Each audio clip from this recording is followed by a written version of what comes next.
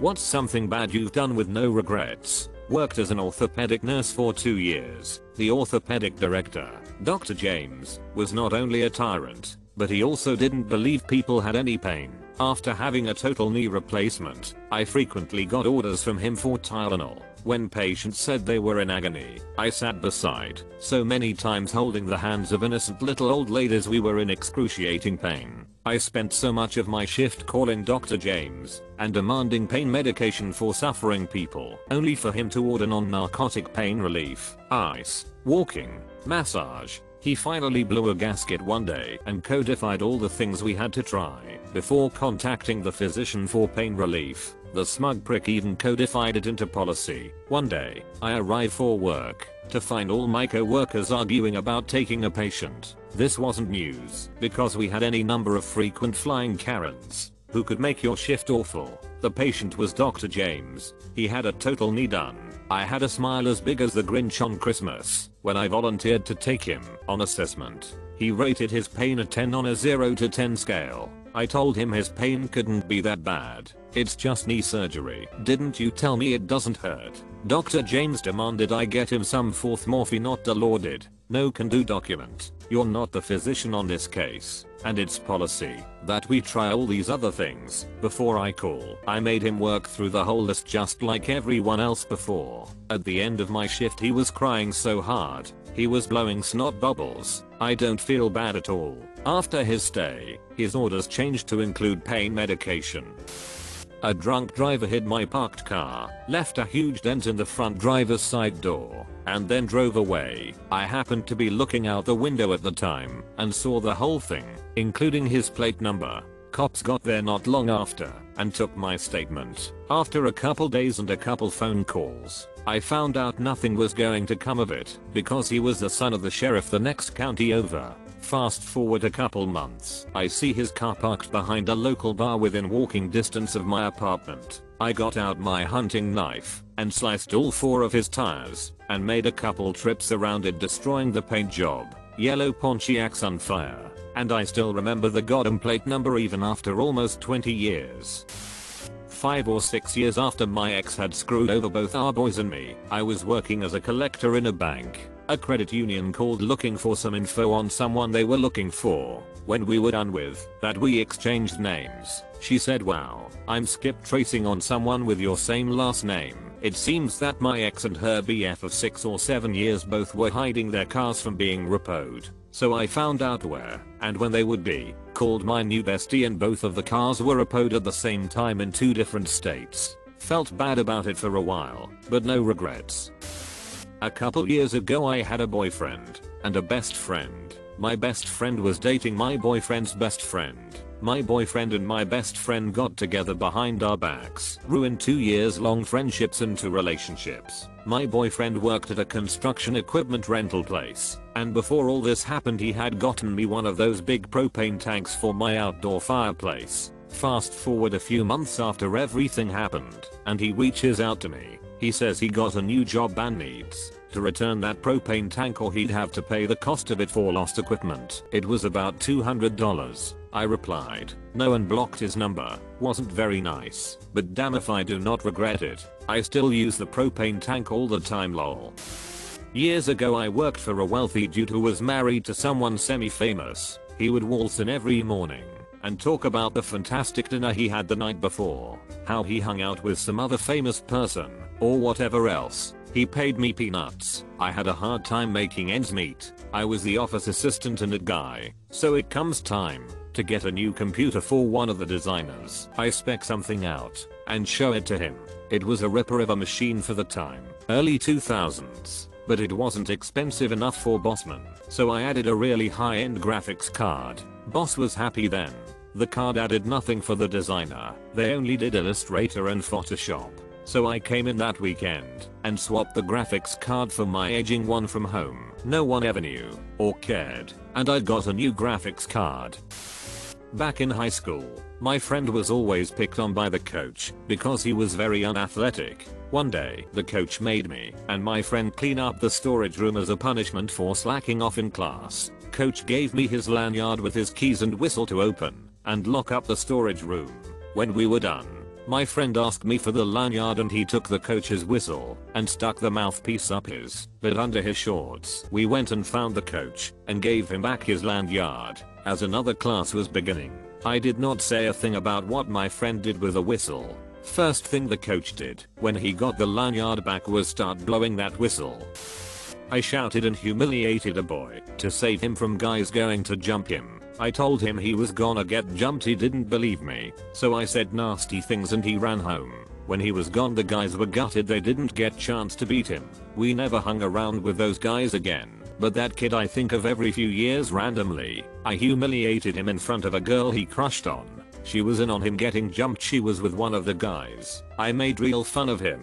His face before he ran home was so sad and upset. I hope I didn't change him for it. It killed me, but at the same time I'm glad he didn't get hurt by them guys who were older and would have went too far on him. Sweet kid. We were 13 in a park. My ex was cheating on me with his coworker and didn't even respect me enough to try to hide it. Coworker knew about me and didn't seem to care. The house we lived in was mine, so I kicked him out. I knew he'd go stay with homewrecker, so I put the hottest hot sauce I could find into the bottle of lube and left it on top of his neatly folded clothes on my front step. I never heard what happened one way or the other, but boy do I hope I got them both hot. I took about $100 from a company I worked at almost every day for about 2 months. I was a delivery driver, and they would give us an iPhone with no case on it when we went on deliveries to let people pay with credit cards. I told them we needed a case, but they never listened. One day when I was delivering it broke. I have no idea how. I never dropped it, but they decided I needed to pay $100 to cover the repair of the phone. I told them no, I wouldn't pay as that's not something an employee should pay for. If they were that upset, they could fire me, but they wouldn't do that since I was the one who ran the night shift and closed the store Monday through Thursday. When the owners were off, they decided to take it out of my next paycheck. So from then on, I would take $100 from the till every day till the day I left and went off to college. The owner ended up going to jail around 3 to 4 years later for sleeping with a minor and providing her with meth. My only regret is I didn't take more. When my buddy and I were young, we broke into a drug dealer's house and cleaned him out. We took all the money and threw the heroin out the window on the way home. My buddy took everything else, even these strange crystals he found. Turns out, the crystals belonged to the dealer's girlfriend and they were very sentimental to her. She put out a plea begging for their return on social media, so we put them in an envelope and left them back on their doorstep. I don't feel a goddamn thing about it. I'd do it again in a heartbeat. Took a load of equipment from my old job. Long story short, I worked there for 20 years. Small place. Never any more than 20 employees. Me and the 2 directors were the only constants. After 18 years, they sold to a national company. 2 years later, parent company decided to shut us down. Before they turned up on the last day, the 2 bosses and I grabbed everything we could and made off with it. I took the 42-inch TV and the box from the lunchroom and a Microsoft Surface Pro with all the trimmings. We had something really good there. Great people, good work, great line of business, brilliant product, and the parent company fed 20 odd employees. 100% would do again. 2 8th graders tried to shove my brother's tennis racket up his butt. He was 5th grade maybe. He came running home crying. I went down and beat them to a pulp. I definitely could have gone too far. My dad came down as he knew I went down to beat the shit out of them. He told me to stop and we would call the police. They got in some serious trouble plus needed a ride to the hospital, and thankfully I didn't get in trouble. I was 18 so could have gotten in trouble, I imagine. Their parents also were very upset with their children's actions. It kind of all worked out, though I realize how lucky I am. And my brother. I didn't pay my son's medical bill or file his taxes after his death. He died in our home, and the ambulance took him away, and they never were able to revive him. They worked on him for 20 minutes or so, but never got anything. I feel zero obligation to pay for anything. It was early in the morning. No one else was there. People were getting paid to sit around. My tax dollars go there. I have zero thoughts about it. If your kid dies, that should just eliminate that debt. Screw this timeline. I almost shot a man once. I have no regrets about it, though, because he was trying to kill his coworker by slamming the back of his head into a curb, and because I was able to yell at them and get the guy's attention on me, and thus defuse the situation before anyone came to any further harm. So despite my training indicating that I should have shot that man on the spot, I was able to find a better way, and I didn't have to shoot him. But as far as I'm concerned, that's the worst thing I've ever done, and I'm glad I didn't have to do it.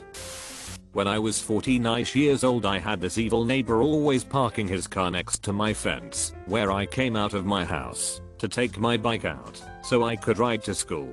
If he parked his car there, I had to lift my bike over the fence and run around or climb over with it because I couldn't open our gate. Anyway, I got pissed off. He was a new neighbor and never talked to us, so I saw it as rude. I started keying his car. It was an alleyway with no cameras and his windows couldn't see it. Every time that car was there, key marks appeared. One day he asked my mum if she knew about it, and of course she didn't know because I never told her, but I heard him say if he catches whoever does it, he'll kill them, as he has spent £500 on repairs. Fast forward 2 weeks. He still parks there, but I stopped keying his car for a bit till the heat dies down. He now has a dash cam in his car and I get paranoid it's always filming, so when I get my bike I over exaggerate the fact I'm missing his car. Then one day coming home from school, I'm in the entrance of the alley fixing a puncture to my wheel, and he swerves in, nearly hitting me, and starts raging that I'm in his space and he needs to get indoors ASAP.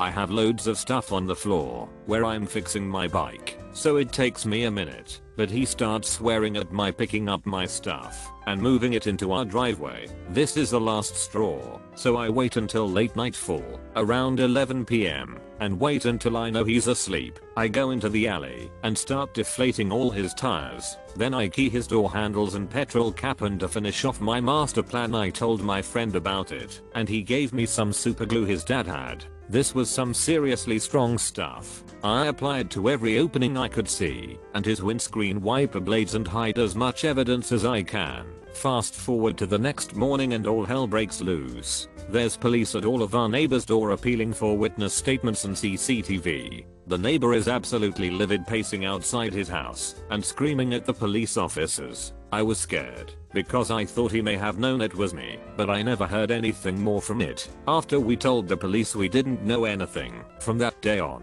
he never parked there again and actually got a driveway installed in his house. Turned out to be a nice guy and often invited us for BBQs, and I used to even go over to play on his son's PS3 when they were over. Turns out the total damage caused to that from my efforts was more than the car's value, and he had to scrap it. I was too young to really know anymore, but I think back to it sometimes and have no regrets.